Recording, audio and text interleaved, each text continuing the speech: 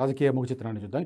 తాజాగా ఈ గ్యారంటీలకు సంబంధించి వీటి మీద చాలా పెద్ద ఎత్తున చర్చ జరుగుతుంది. దీని ఇంపాక్ట్ ఎట్లా ఉంటుంది తెలంగాణ దాని ఇష్యూలో? అంటే కర్ణాటక ఎలక్షన్స్ అప్పుడే కాంగ్రెస్‌కి అర్థమైంది ఏందంటే, అభివృద్ధి గురించి జనము ఫస్ట్ ప్రియారిటీ ఇవ్వరు.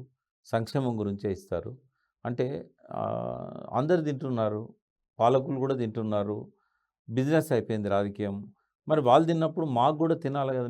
మాకేమొస్తది? అంటే నేరుగా నీకెంత నాకెంత అనే తీరుగా రాజకీయం తయారైంది. అన్నప్పుడు ప్రజలు నాకేంది? నాకేమిస్తున్నావు? అంటే సంక్షేమానికి పెద్దపీట వేస్తున్నారు.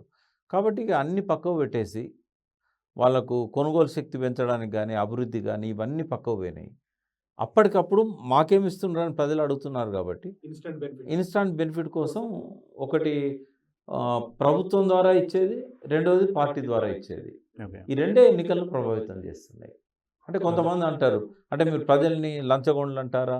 ప్రజల్ని దొంగలంటారా? ప్రజలు డబ్బులు తీసుకొని మందు కమ్ముడు పోయి ఓట్లేస్తున్నారా? అంటే వాస్తవాలేందో వాళ్ళనే అర్థం చేసుకోమని చెప్తున్నాను నేను.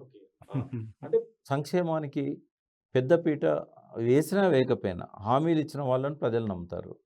కాబట్టి ఇవాళ ఆంధ్రలో మళ్ళీ జగన్ వస్తున్నాడని చెప్పి ఒక సంకేతాలు వస్తున్నాయి. దానికి కారణం ఏంది అనంటే చంద్రబాబు కంటే సంక్షేమంలో జగన్ బెటర్ అనేది. ఆయన ఎక్కువ ఇచ్చాడు కూడా. పెన్షన్ గాని ఇవన్నీ కూడా. ఇద్దరిని 5 ఏళ్ళు చూశారు. కాబట్టి జగన్ వాళ్ళకి బాగా అనిపించాడు. ఇక్కడ తెలంగాణలో ఏమైంది? సంక్షేమానికి పెద్దపీట వేసింది కేసీఆర్ గారే. 200 పెన్షన్ 2000 చేశాడు. బట్ దాన్ని మించి ఎగ్జాక్ట్‌లీ నేను అదే అడగబోతున్నా. ఇప్పుడు హ్మ్. సంక్షేమంలో ఆల్మోస్ట్ ఫ్రీ బీస్ ఇవ్వడంలో అన్ని పార్టీలు ప్రయత్నం చేస్తూనే ఉన్నాయి. ఎందుకు కాంగ్రెస్ వైపు మొగ్గు చూపినట్టు మరి? అంటే ఇంకా అది అంటే ఈయన చెప్పిన దానికంటే ఆయన ఎక్కువ చెప్పాడు. ఇప్పుడు కొత్తగా ఏం చెప్పలే ఆయన. ఈయనిచ్చిన పథకాలనే పెంచాడు ఆయన. ఆ! నేను 4000 ఇస్తాను అన్నాడు. అయితే మళ్ళీ కేసీఆర్ గారికి ఒక అవకాశం వచ్చింది. రేవంత్ రెడ్డి కాంగ్రెస్ మేనిఫెస్టో రిలీజ్ చేసిన తర్వాత 3, 4 రోజులకి టీఆర్ఎస్ తన మలిదశ మేనిఫెస్టోని రిలీజ్ చేసింది. అప్పుడన్నా రియలైజ్ కావాల్సి ఉండేవాళ్ళు. ఈ సంక్షేమ పథకాలు ఎ ఇప్పుడు ఫ్రీ బస్ అని ఆయన పెట్టాడు. అదే కేసీఆర్ పెట్టాల్సింది. పోయేదేముంది? ఇప్పుడు అప్పులే కదా పెరిగేది. అప్పులే పెరిగేది. ఇంకోటి ఎవరు డబ్బులు ఇస్తున్నారు? ప్రజల డబ్బు ప్రజలకి ఇస్తున్నారు. అంతే. అయితే ఇది నాకు మోయలేని భారం అవుతుంది. నేను తప్పుదారి పట్టేదలుచుకోలేదు. నేను అభివృద్ధి చేయాలనుకున్నా. ఇది గనుక ఈయన ఇచ్చినట్టుగా నేను ఇస్తే అభివృద్ధికి డబ్బులు ఉండవు. ఇప్పటికే చాలా అప్పయింది. ఇంకా అప్పులు తేలేను అని ఆయన అట్లా ఆ స్టేట్మెంట్‌షిప్ దృష్టితోని ఇక అధికారం వచ్చినా రాకున్నా పర్వాలేదు కానీ నేను ఈ అడ్డగోలు హామీలు నేను ఇవ్వను అని చెప్పి ఆయన డిసైడ్ చేసుకున్నాడు. అదే రేవంత్ రెడ్డికి ఏందంటే ఆయన ముఖ్యమంత్రి సీటు కావాలి. ఆయనకు పార్టీ కంటే అన్నిటికంటే కూడా ముఖ్యమంత్రి సీటు మీదనే కన్ను. ఆయనతో సేమ్ ఫార్ములా కర్ణాటకలో సక్సెస్ అయింది కాబట్టి అది అంటే ఇవాళ కాదు 25 ఏళ్ల నుంచి కూడా రేవంత్ రెడ్డి ముఖ్యమంత్రి సీటు మీద కన్నేసాడు. కాబట్టి ఆయన అందరికి చెప్పాడు కూడా డైరెక్ట్. నాతో కూడా 5 ఏళ్ల ముందు చెప్పాడు. నెక్స్ట్ సీఎం నేనే అని. అంటే 5 ఏళ్ల ముందు అసలు ఎవరు ఊహించారు? కేసీఆర్ ప్రభుత్వం పోతది. రేవంత్ రెడ్డి సీఎం అవుతాడు. లేదా ఇంకోరు సీఎం అవుతారని ఎవరైనా అనుకున్నారా? ప్రతిపక్షాలను నడ్డి విరిచేశాడు కదా! కాబట్టి అటువంటి సమయంలో కూడా నేను సీఎం అయితాను. సీఎం కావడానికి ఏం చేయాలనో అన్నీ చేశాడు ఆయన. కాబట్టి వాళ్ళకేంటంటే ఎట్లా చేస్తే నేను అధికారంలోకి వస్తా అనేది ఉంటది తప్ప అధికారంలోకి వచ్చాక చూసుకుందాం. ఇప్పుడు మళ్ళీ చెప్తున్నాను నేను. ఇప్పుడు కేసీఆర్ గారు 6,00,000 కోట్లు అప్పు చేశారని చెప్పి బాగా విమర్శించాడు కదా రేవంత్ రెడ్డి. మీరు ఇవాళ ఇది మళ్ళీ రీప్లే చేయండి 5 ఇయర్స్ తర్వాత.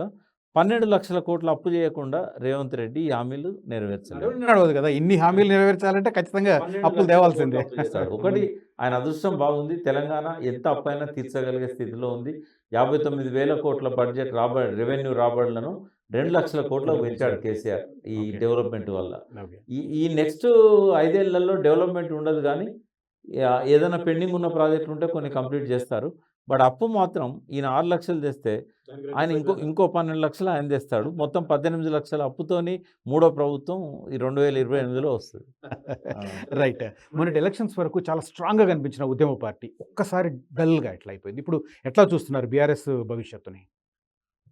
అంటే ఇప్పుడు ఈ పార్టీని నిర్మించిన దానిలో ప్రధాన బాధ్యత కేసీఆర్ గారిది. ఈ పార్టీ పతనానికి కూడా ప్రధాన బాధ్యత కేసీఆర్ గారిది. అప్పటికిప్పటి తేడా ఏందంటే అప్పుడు ఒక థింక్ ట్యాంక్ ఉండేది ఆయన దగ్గర. ఇప్పుడు తొట్టి గ్యాంగ్ ఉంది. ఆ తొట్టి గ్యాంగ్‌ను వదిలించుకోనంతకాలం కేసీఆర్ ఆలోచనలు సరిగుండవు. ఘోరంగా ఫెయిల్ అయ్యిండు. పెద్ద వ్యూహకర్త అని చెప్పి దేశమంతా గౌరవిస్తది.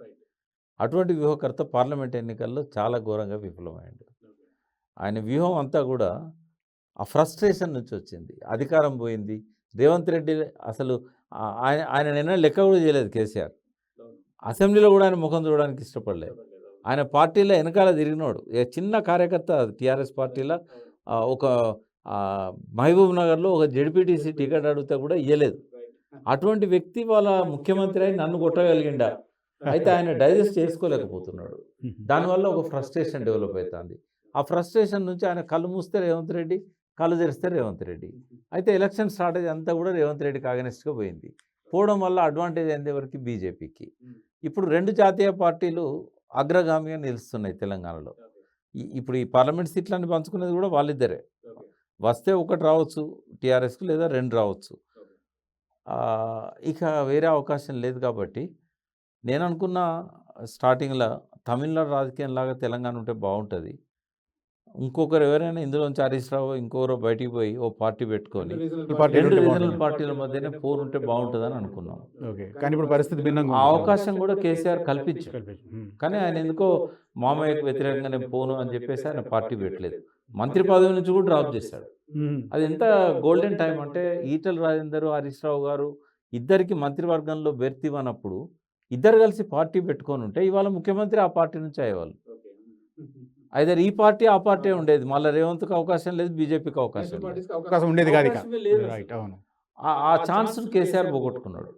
ఒకవేళ ఆయన తెలివిగా ఆలోచించి మీ ఇద్దరిని డ్రాప్ చేసింది ఎందుకే, మీరు పార్టీ పెట్టండి. నేను చెప్పాను ఇదే విషయాన్ని హరీష్ రావు గారికి చెప్పాను. మిమ్మల్ని ఇద్దరిని డ్రాప్ చేసింది కూడా ఆయన బహుశా ఇట్లా ఎక్స్పెక్ట్ చేస్తుండొచ్చు.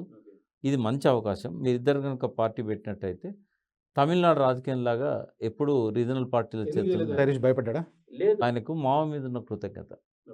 వాళ్ళే చాలాసార్లు వాళ్ళ కుటుంబంలో కూడా హరీష్ను వాళ్ళు చాలాసార్లు ఓర్వలేదు. అయినా కూడా ఆయన వల్లనే నేను ఎదిగాను. ఆయన లేనిది నేను లేను. ఎంతకాలం అన్నా కానీ ఆయన బ్రతుకున్నంతకాలం ఆయనకు అనుకూలంగా ఉంటాడు. పెద్ద టర్నింగ్ పాయింట్ కదా డైరెక్ట్ మంత్రి అవ్వడం అనేది. అంటే ఒక హరీష్ అనేవాడు ఇవాళ తెలంగాణ ప్రజలకు కానీ దేశానికి కానీ పరిచయం ఏంటంటే వితౌట్ కేసీఆర్ సాధ్యం కాదు.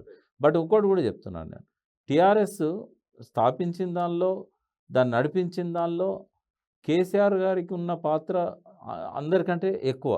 బట్ నెక్స్ట్ ఎవరికన్నా మనం ఆ క్రెడిబిలిటీ ఇవ్వాలంటే హరీష్కే ఇవ్వాలి. నడిపించింది ఆయన మొత్తం. కాబట్టి హరీష్ తెలంగాణలో ఒక బలమైన నాయకుడు. ఇంకోటి ఎప్పటికైనా ముఖ్యమంత్రి కాగలిగిన అవకాశం ఆయనకే ఉంది ఈ తెలంగాణ రాజకీయాలలో. అసలైన తొలి వెలుగు. ఫాలో వాట్సాప్ @తొలి వెలుగు official.